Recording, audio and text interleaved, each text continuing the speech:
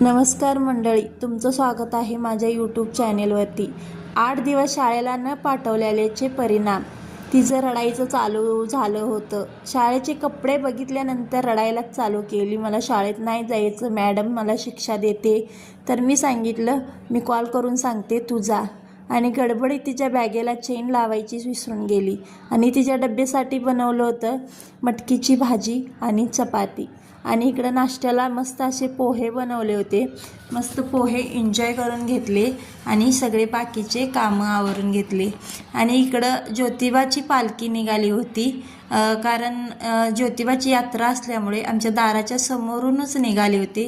आणि इकडं सगळे चालले होते दर्शन घेण्यासाठी, मला जाताच आलं नाही।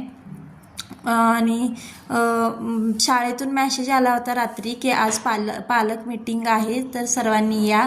आणि त्याच्यासाठी मी साडी घातली आणि थोड्या वेळाने मॅसेज आला की आज पालक मीटिंग कॅन्सल केली आहे, सोमवारी ठेवण्यात आले।